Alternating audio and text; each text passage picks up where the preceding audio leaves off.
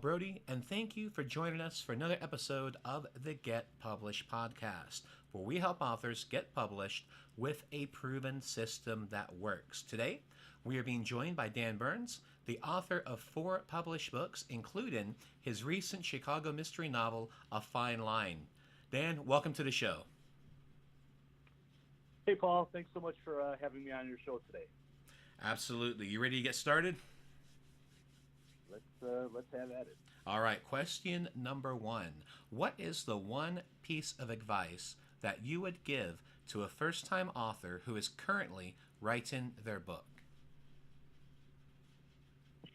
The one piece of advice that I'd offer, and this would be to any writer, is to make the effort to set specific, measurable, and quantifiable writing goals. Develop those goals, develop a plan to accomplish your goals, and then manage your life around that plan.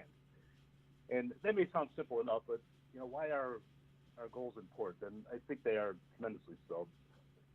Setting goals are important because your goals and your plan keep you on track and propel you forward to actually write, which is what being a writer is all about.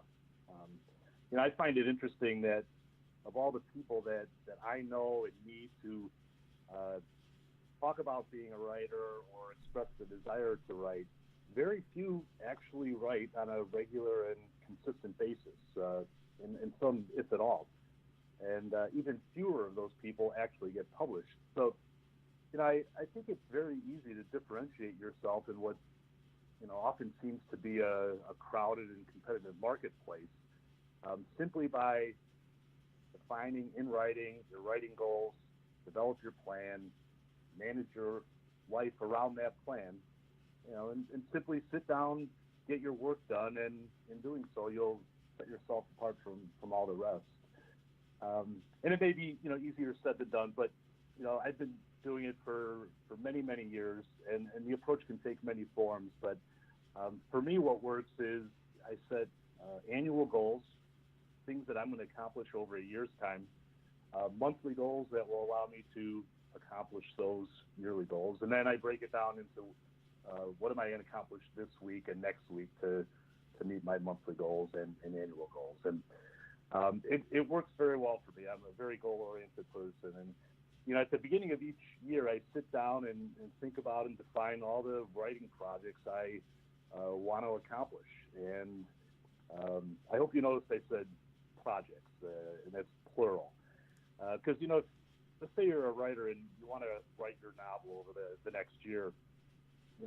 That's great, but what else are you going to work on? You're a writer, and there has to be more, and I'll contend there needs to be more. Simply put, having multiple projects to work on at any one time, provides diversity and variety in your daily writing life, which I think is great. And I think the best thing is by having multiple projects, you never experience writer's block. You get stuck on a project, set it aside, let your subconscious work on it for a while, move over and work on the next thing until you're ready to go back. So I guess a couple of suggestions, for all the writers who are listening to this podcast over the next year as you're working on your book. What else are you going to do? And, can you, for example, write one short poem every month? It's a piece of cake, even if you've never done it before. At the end of the year, you'll have 12 poems that you can send out for publication, or you can add to your growing collection that you can publish down the road. Can you write one short story every 6 months? Of course. How about a quarterly essay to post to your website blog? Again, it should be no problem. And this is one I try and follow as best I can. Can you write one entry, even if it's a small paragraph, in your writer's journal every single day to record your ideas and experiences? And I don't know about for you or other writers, but if I get an idea and I don't write it down, I potentially lose it forever. So that's my one piece of advice. Find and set your goals, develop a plan, manage to the plan, accomplish your goals, and differentiate yourself from all the rest. That is a great answer. And what do you feel is the hardest part about getting published? For me, the hardest part of getting published is, that collective amount of effort and time that is absolutely required to get your book ready for publication. Once it's ready and perfect, I think an author today is so many options, more than ever, for getting the book published, whether that's through an agent, to a big publisher, or an indie publisher, or even self-publication. But that cannot really happen until you're absolutely sure that the book is ready, perfect to the extent that that's possible. And getting the book ready for publication, I think, is the hard part. And for me, that process includes a number of things. First and foremost, it's get the first draft complete. Sit down, do the work, and complete the first draft. Otherwise, there's nothing to move on to. You can't revise or edit or make better something that's never finished. So finish the book, differentiate yourself. And after I finish a draft, I let it sit for a while, and it's always a great time to move over and work on one of those other projects I may have lined up. And then when I'm ready to go back to it, that's when the editing process begins. And, for my last book, A Fine Line, I completed 3 full revisions of the manuscript before I was comfortable letting anyone else read it.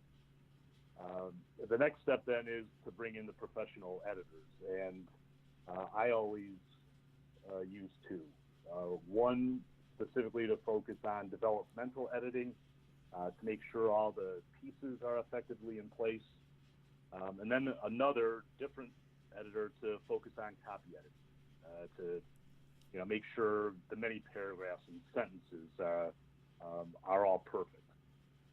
I want to make a point. The other reason you need to have more than one editor is that no one person, no matter how good he or she may be, is going to catch everything. So you absolutely have to have the second pair of eyes.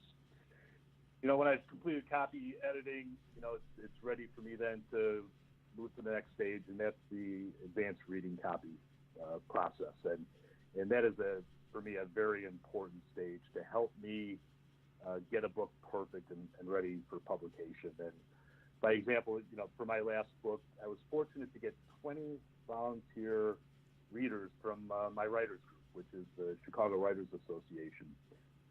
20 great people who agreed to read and critique my book. And at this stage of the process, I'm looking for perfection, to identify any remaining punctuation or grammatical errors, or if something just isn't right. And there's nothing worse than publishing your book and then hearing back from a reader who found a punctuation or spelling or grammatical error. It's terrible.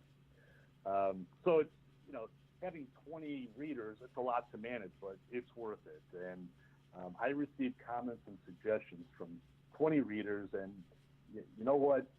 Every single perspective was different, and each person caught different things. So absolutely advantageous. Works for me. I think it's critical, and upon completion of that, then I think you're ready to publish the book. So, that's the hard part. All the work involved to get the book ready for publication. Okay. And please share a marketing strategy that you have used in your book launch that worked well.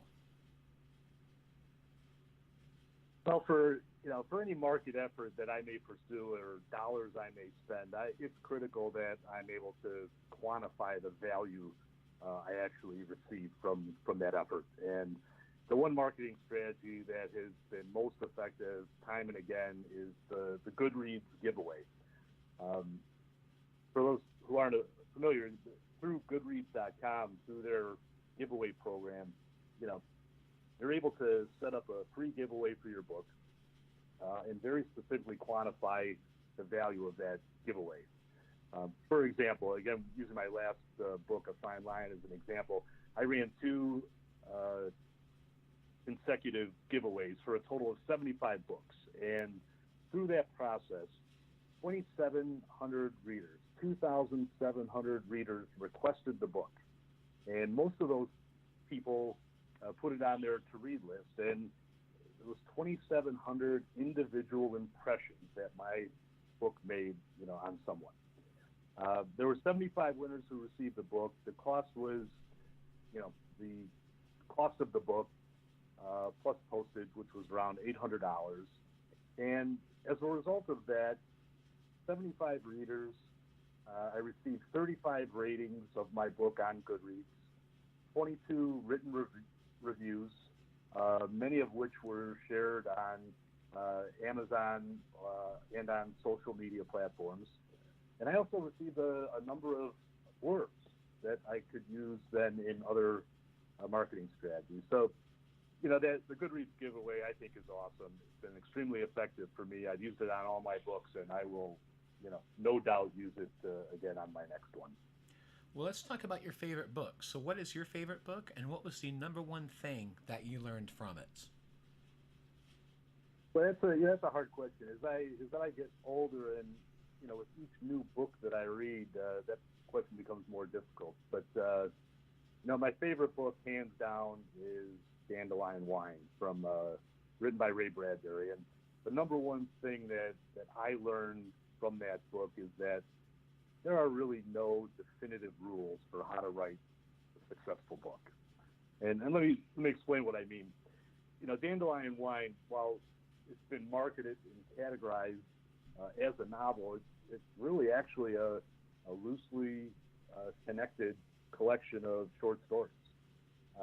Bradbury was a great short story writer, and he effectively pulled together the many stories he wrote over the years about his fictional Greentown, which was this town he created. And many of the stories are autobiographical in nature, depicting his experience as a child growing up in rural Waukegan, Illinois, with his family. And his book is a true mashup of all of the different forms of writing that he employed to tell his stories to the world. So it's a novel of short stories that's also an autobiography that includes elements of prose poetry, and all told through the eyes of a child.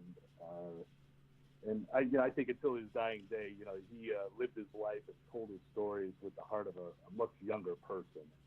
Isn't that great? There are no rules. Just tell your story the best way you know how. Yeah, that's a great answer. And I want to ask you for a final question. What is your favorite quote, and why is it your favorite quote? But again, there's a lot of them, but the one that comes to mind, in addition to writing, short stories and novels, I write scripts for film and for the stage. And one of my favorite playwrights is Sam Shepard, and there's a quote of his that I think really hits home and hits the mark regarding something that every writer struggles with at some point in their career. And the quote is this: "When you hit a wall of your own imagined limitations, just kick it in." So it's very simple, isn't it? It's as a writer, whether the writer believes it or not, he or she has complete control over what can be accomplished. And I truly believe that. All I can do is follow, Sam's guidance and keep it simple. And that is, I sit down at my desk, I get the words down onto the page, and, if I get stuck, I forge ahead. It's really all I can do. I agree with you. Simplicity is key. Well, Dan, I want to thank you again for being a guest on the show. And what is the best way for people to find you online? Well, my books are available in print and ebook and audiobook wherever books are sold, and also at my website, along with a lot of other great information. My website is www.danburnsauthor.com, and my Facebook page is Dan Burns Author. And I did want to mention, for all the listeners who are audiobook fanatics, check out audible.com, and specifically my book, A Fine Line. I had the fortunate opportunity to work with the most prolific and I'll say the best audiobook narrator, George Guidell, and he did a masterful job with my book, A Fine Line. All right. Well, Dan, thank you again for being a guest on our show, and I wish you all the best in your author journey ahead. Thanks so much. Best wishes to you as well. Thanks again for joining us today. To learn more about how to get your book published with a proven system that works, grab a free copy of my book at getpublishedpodcast.com.